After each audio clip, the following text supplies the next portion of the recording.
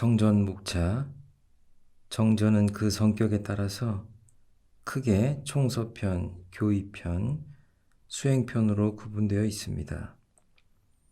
총서편은 교법의 원리를 공부하기 전에 원불교가 출현한 시대 배경은 무엇이고, 대종사님께서는 어떠한 성자시고, 교법은 어떤 특성을 가지고 있으며 그 목표와 지향은 무엇인지, 과거 성자의 가르침과 우리 회상의 가르침이 어떻게 다르며 또 무슨 특징이 있는지를 설명한 장입니다.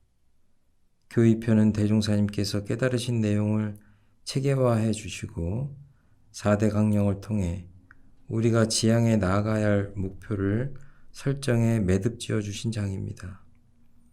원불교 교리의 핵심인 이론상의 진리를 간단하게 밝힌다면 생멸 없는 진리와 인과 보응되는 이치, 이 두 가지로 정리할 수 있습니다.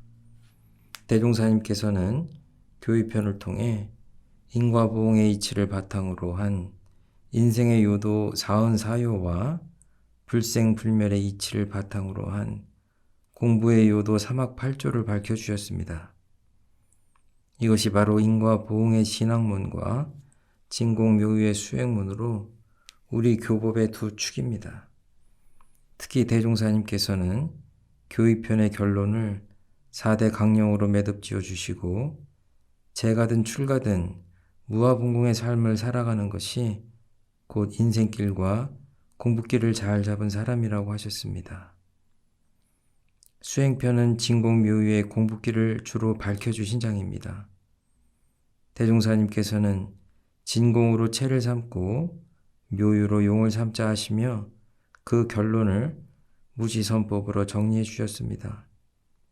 만일 진공묘유의 공부길이 아니라 불생불멸의 공부길이라고 하셨다면 진공으로 체를 삼고 진공으로 용을 삼는다는 말씀을 무시선의 핵심으로 삼으셨을 것입니다. 그런데 대종사님께서는 대각을 이루신 후 만유가 한 체성이며 만법이 한 근원이로다. 이 가운데 생멸 없는 도와 인과 보응되는 이치가 서로 바탕하여 한 뚜렷한 기틀을 지었도다 하시며 생멸 없는 도만 밝히신 것이 아니라 생멸 없는 가운데 묘하게 있어지는 진공묘유의 도를 함께 밝혀주셨습니다. 총서편을 통해 대서원과 대신심을 일으키고 교의편을 통해 대원리를 터득해야 수행편을 통해 자각적인 실천과 끊임없는 수행에 들어갈 수 있습니다. 원리를 터득하기도 전에 수행을 앞세우다 보면 자칫 강요가 될 수도 있고 과연 내가 부처가 될 수 있을 것인지에 대한 의심이 생길 수도 있습니다. 그래서 대종사님께서는 수행편 앞에 교의편을 두어 서원을 세우고 믿고 깨달아 수행할 마음이 나도록 그 원리를 먼저 밝혀주신 것입니다. 이제 좀 더 세부적으로 각 장에 담긴 내용들을 살펴보도록 하겠습니다. 총서편. 총서편은 앞에서 말씀드린 바와 같이 대종사님이 어떤 성자인지, 원불교의 사명은 무엇인지, 원불교 교법의 특징은 무엇인지 등에 대해서 잘 밝히고 있습니다. 대종사님에 대한 신심, 우리 교법에 대한 신심, 우리 회상에 대한 신심을 확실하게 더위 잡을 수 있도록 해주신 것입니다. 개교의 동기, 대종사님께서는 대종경 전만품 1장에서 세상이 말세가 되고 험난한 때를 당하면 반드시 한 세상을 주장할 만한 법을 가진 구세 성자가 출현하여 능히 천지 기운을 돌려 그 세상을 바로잡고 그 인심을 골라 논나니라고 하셨습니다. 또한 대종사님께서는 대각을 이루신 후 장차 우리가 살아갈 세상은 과학 문명의 발달과 함께 물질을 사용하여야 할 사람의 정신은 점점 쇠약해지고 사람이 사용하여야 할 물질의 세력은 날로 융성하여 모든 사람이 물질의 노예 생활을 하는 파란고의 세상이 될 것이라고 예언하시고 이러한 때에는 반드시 인류를 구원할 성자가 나오게 될 것이라고 하셨습니다. 개교의 동기는 이러한 대종사님의 일대 경륜이 가장 잘 드러나 있는 장이라고 할 수 있습니다. 원불교가 이 세상에 출현하게 된 동기는 정신의 세력을 확장하여 파란고해에서 헤매는 일체 생명을 광대무량한 낙원으로 인도하는 데 있습니다. 그런데 우리는 여기에서 대종사님께서 개교의 동기를 극락이 아닌 낙원으로 인도하기 위함이라고 명시해 주신 것에 주목할 필요가 있습니다. 극락이란 고락을 초월한 자리입니다. 상대가 어찌 되었든지 나만 초월하고 나만 자유하고 나만 해탈해도 자성극락은 얻을 수가 있습니다. 그러나 낙원은 다릅니다. 낙원은 우리가 함께 할 때만이 얻을 수 있는 경지입니다. 만약 지금 내가 처한 곳이 낙원이 아니라면 그것은 내가 원불교 공부를 잘못한 것입니다. 대종사님께서는 극락을 얻기 위해 이 법을 펴신 것이 아니라 낙원을 만들기 위해 이 법을 내놓으시고 우리를 훈련시키셨다는 것에 주목할 필요가 있습니다. 또 대종사님께서 전 인류라고 하지 않으시고 일체 생령이라고 하신 것에도 주목해야 합니다. 그것은 대종사님께서 이 말씀을 통해 제도의 범위를 인간에만 국한하지 않고 육도 사생을 다 그 범위 안에 넣어주신 것이기 때문입니다. 그렇다면 주세불께서는 고해 중에 있는 중생들을 어떻게 낙원으로 인도하시겠다는 것일까요? 대종사님께서는 그 방법을 진리적 종교의 신앙과 사실적 도덕의 훈련 두 가지로 밝혀주셨습니다. 그런데 대종사님께서는 왜 진리적 종교라는 단서를 붙이셨을까요? 진리적 종교란 진리에 바탕한 종교라는 말씀으로 곧 어떤 성자의 가르침이라도 미신적으로 믿지 말고 진리적으로 믿어야 된다는 말씀입니다. 대종사님께서는 과거 모든 성자들이 진리의 한 부분을 주체로 그때그때 시대의 인심을 따라 법을 내놓으셨지만 결국 그 목적은 하나같이 일체 생명을 구원하기 위함이었다 하시며 모든 성현의 가르침을 배척하지 않으시고 다 수용하셨습니다. 또 사실적 도덕의 수행이라 하지 않고 사실적 도덕의 훈련이라고 표현하신 점에도 주목할 필요가 있습니다. 훈련이란 반복적으로 단련한다는 의미를 가지고 있는데 불가에서 이미 대중적으로 사용하고 있는 수행이란 단어를 사용하지 않고 사실적 훈련이란 단어를 새롭게 사용하신 것은 과거의 수행법과는 다른 수행법을 제시하고자 하신 특별한 의도가 숨어 있다고 생각합니다. 결론적으로 우리는 개교의 동기를 통해 몇 가지 답을 얻을 수 있습니다. 대종사님께서는 어떤 분이신가요? 주세불이십니다. 왜 주세불이신가요? 전망품 1장에 그 답이 있습니다. 대종사님께서는 어떤 경륜을 가지고 이 회상을 펴셨을까요? 파랑고의 일체 생명을 낙원으로 인도하시고자 이 회상을 펴셨습니다. 어떠한 방법으로 인도하시려고 하셨을까요? 진리적 종교의 신앙과 사실적 도덕의 훈련이라는 방법입니다. 교법의 총설. 대종사님께서는 교법의 총설을 통해 과거 모든 성자들의 가르침은 그 본의가 다 똑같다며 모두를 다 수용하시고 모두를 다 인정하셨습니다.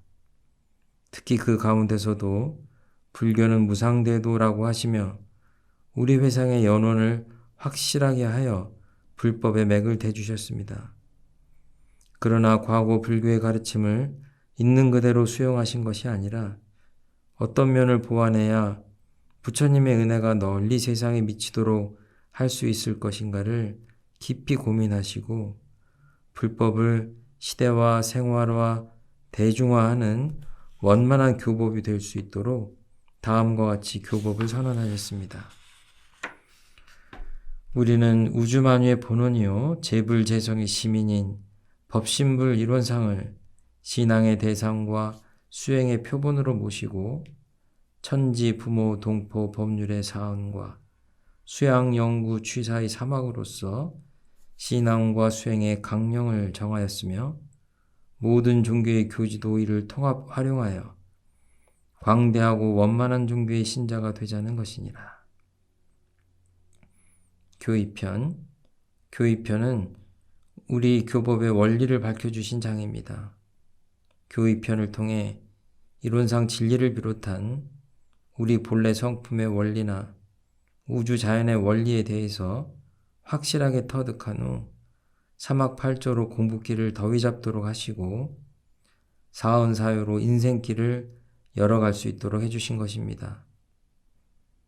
이론상 서원문에서는 대종사님께서 깨달으신 진리의 내용과 어떻게 신앙하고 수행해야 하는지에 대한 방법, 그리고 이론의 위력을 얻고 이론의 체성에 합하는 결과까지 다 말씀해 주셨습니다. 그런데 대종사님께서는 왜 또다시 이론상의 진리, 이론상의 신앙, 이론상의 수행을 따로 밝혀주신 것일까요?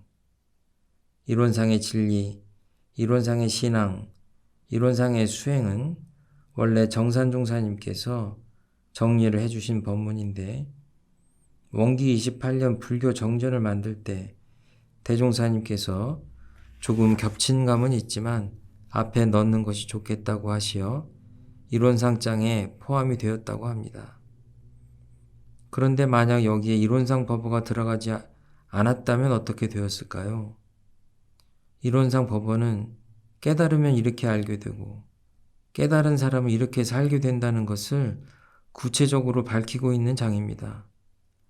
만일 대종사님께서 이렇게 밝혀주지 않으셨다면 지금쯤 교단 안에는 여러 가지 해석들이 난무하지 않았을까 생각합니다. 더욱이 과거 불교처럼 견성을 중요시했다면 법어의 앞부분만을 강조했을 텐데 대종사님께서는 뒤에 작은 원상을 그려 보이시고 육군으로 설명을 해주셔서 깨달음에 바탕한 실천이 더 중요하다는 것을 가르쳐 주셨습니다. 저 사람이 정말로 깨달은 사람인지 깨닫지 못한 사람인지 육군을 사용하는 것을 보면 알 수 있도록 그 기준을 밝혀주신 것입니다. 교의편 제2장부터는 인생의 요도 사언사유를 시작으로 공부의 요도 사막팔조까지를 밝히고 있습니다. 사막팔조의 공부길도 결국은 인생을 잘 살기 위함이 그 목적입니다. 그러므로 4대 강령은 앞에서 말씀드린 것과 같이 교의편의 매듭이요 결론이라 할 수 있습니다. 수행편은 제1장에서 일상수행의 요법을 밝히신 후 제2장 정기훈련과 상시훈련부터 제7장 무시선법까지는 우리의 공부길을 밝히신 것입니다. 교의편에서 인생의 요도와 공부의 요도의 관계로 매듭을 지어주신 것처럼 정기훈련과 상시훈련에서도 정기훈련법과 상시훈련법의 관계로 매듭을 지어주셨습니다. 특히 정기훈련에 대해 특별히 설명을 하시면서 각 과목들에 대한 정의를 분명하게 내려주심으로써 이견이 없도록 해주셨습니다. 정기훈련과 상시훈련, 연불과 좌선은 과거 불가에도 있는 수행 과목인데 다시 정리를 해주신 점에 대해 우리가 주목할 필요가 있습니다. 대종사님께서는 좌선을 할 때 왜 단전주선을 해야 하는지 그 이유를 분명히 밝혀주셨습니다. 따라서 우리가 정기훈련법을 공부할 때 먼저 대종사님께서 제시한 훈련 과목들에 대한 본의를 정확히 이해하는 것이 먼저입니다. 그래야 대종사님의 가르치신 바를 그대로 공부할 수 있습니다. 한 예로 상시응용 주의사항 6조 가운데 주의는 혼자서 자력으로 하는 공부이고 교당내방시 주의사항 6조 가운데 주의는 타력을 빌려서 하는 공부입니다. 똑같은 주의 공부지만 그 차이를 분명히 알아야 뜻하는 바를 완벽하게 이룰 수 있습니다.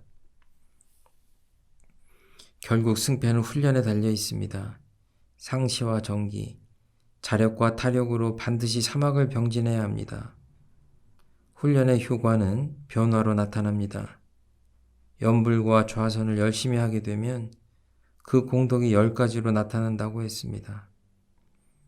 행동은 얼마나 차분한지, 일은 순서를 잡아 잘 처리하는지, 인내심이나 착심은 어느 정도나 되는지 등을 살펴보면 공부에 얼마나 공을 들였는지를 가늠할 수 있습니다. 일이 없을 때는 시간을 잘 관리하는 것이 중요합니다. 일이 없을 때 지금 내가 시간을 허송하고 있는 것은 아닌지 살펴볼 줄 알아야 하고 또 내 마음이 어디로 흘러가는지 늘 대조해 봐야 합니다. 대종사님께서는 교당내왕시 주의사항을 통해 감각된 바를 꼭 감정받도록 하셨습니다. 독초를 약초로 알면 큰일이 납니다. 그래서 교당에 오고 보면 지낸 일을 일일이 문답하고 지도인의 감정 얻기를 주의하라고 하신 것입니다. 생활 속에서 일상수행의 요법을 잘 실천하기 위해서는 상시훈련을 잘 해야 하고 상시훈련을 잘 하기 위해서는 정기훈련이 반드시 뒷받침되어야 합니다. 대종사님께서는 개교의 동기에서 사실적 도덕의 훈련에 대해 말씀해 주셨습니다. 사실적 도덕의 훈련에 대해 구체적으로 밝혀주신 부분이 바로 정기훈련법과 상시훈련법입니다. 혼자 공부하는 상시응용 주의사항 6조와 타력을 빌려서 공부하는 교당내왕시 주의사항 6조로 물 셀 틈 없이 밝히어 누구든지 일단 실행만 하면 성공할 수 있도록 안내를 해주신 것입니다. 일상수행의 요법은 우리가 어떻게 살아야 하는지를 잘 밝혀주신 법문입니다. 교육편에서 나는 어떤 보물을 가지고 있는지 가르쳐 주시고 일상수행의 요법에서 날마다 세우고 돌리는 법을 가르쳐 주시고 이렇게 세우고 돌리기 위해서는 훈련을 하는 것이 빠르고 쉽다고 보셨습니다.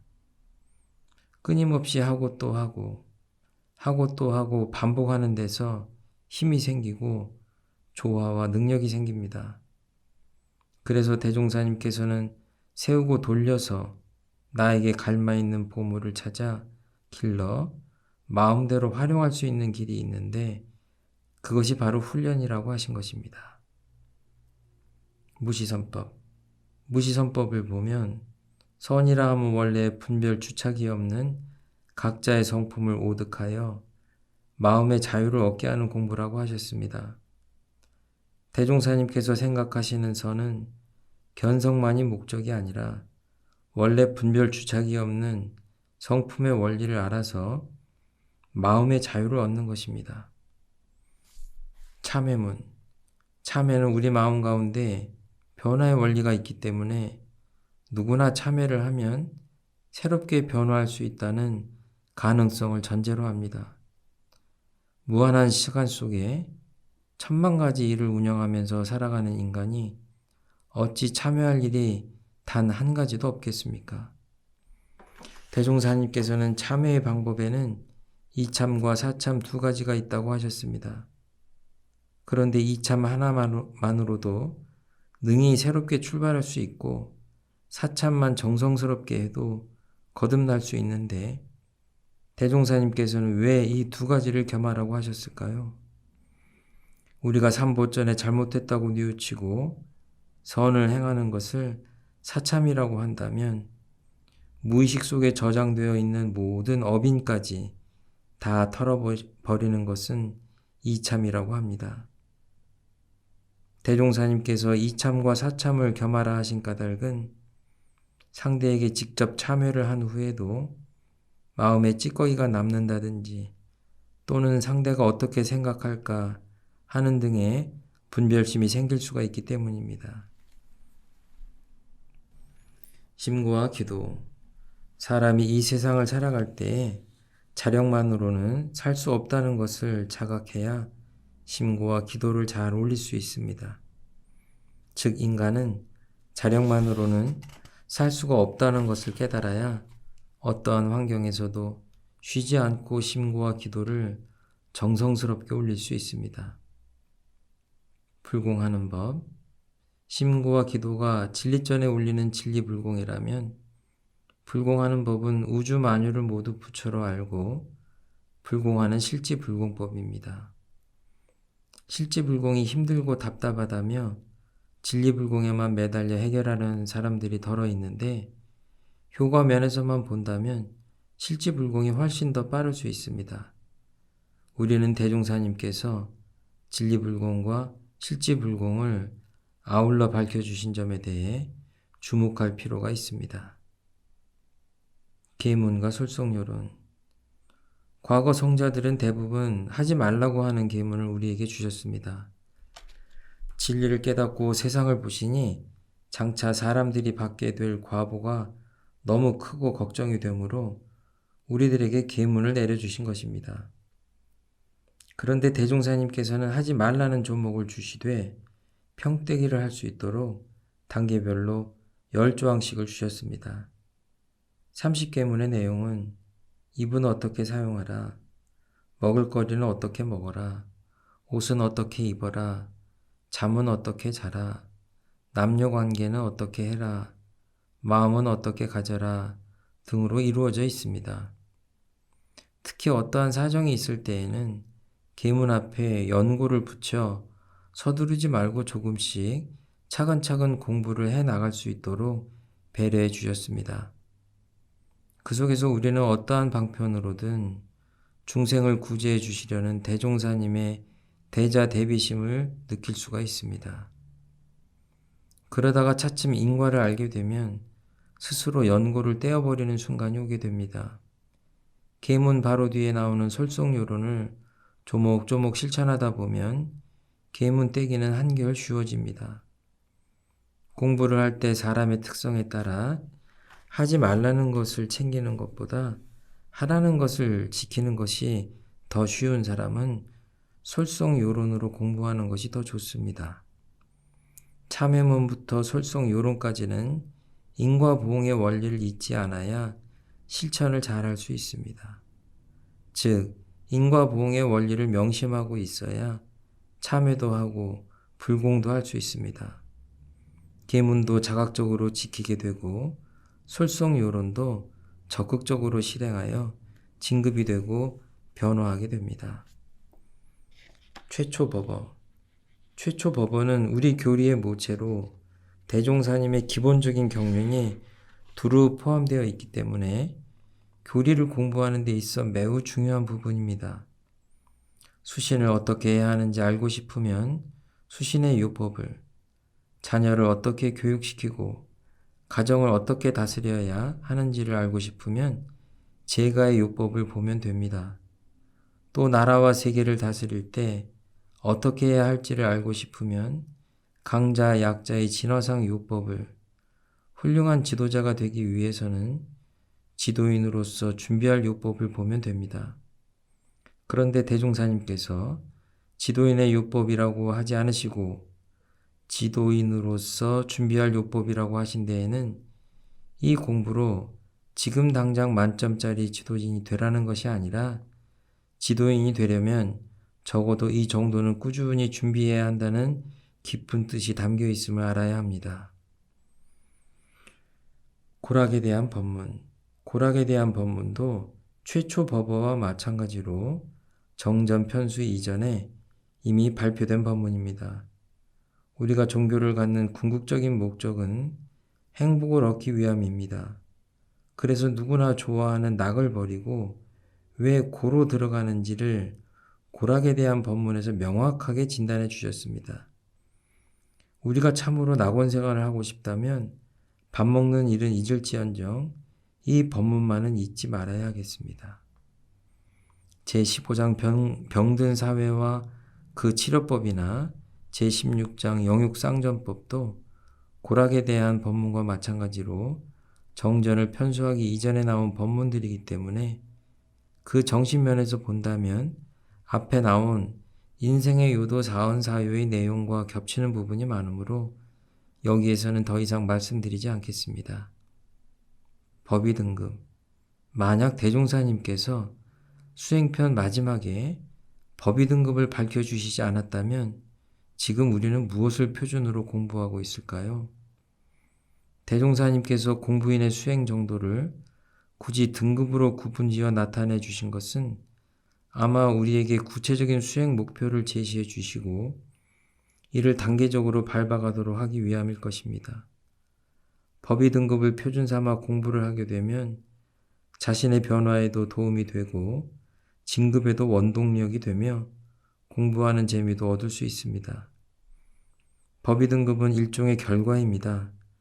따라서 훈련법으로 공을 들이면 이런 정도는 보통급이고 이런 정도는 특신급이고 이런 정도는 법마상정급이란 의미입니다. 불교에서도 이와 같이 수행 정도를 나눈 52계위가 있으나 우리가 표준 삼기에는 너무 복잡하기 때문에 이를 간단하게 6등급으로 정리해 주신 것 같습니다. 그런데 왜 법위가 올라갈 때마다 맨 먼저 계문으로 점검을 하게 하셨을까요? 그것은 바로 우리가 살아가고 있는 이 시대가 이론적이고 관념적인 시대가 아니라 사실적이고 실천적인 시대이기 때문에 실천을 통한 변화가 있어야만 법 위에 올라갈 수 있다고 보신 것입니다. 우리가 자칫 성리만 강조하고 공짜리, 대짜리만 중시하다 보면 계문을 소홀히 하기가 쉽습니다. 그런데 대종사님께서는 아무리 정전 해석을 잘하고 법문을 잘 설해도 계문을 지키지 않으면서 공부하면 법의 향상을 이룰 수 없다고 하셨습니다. 법의 등급은 공부인의 수행 정도를 나타내는 등급입니다. 수행 정도라는 것은 3대력을 얼마나 갖추었냐 하는 것이기 때문에 각 등급마다 3대력을 대조하도록 내용이 되어 있습니다.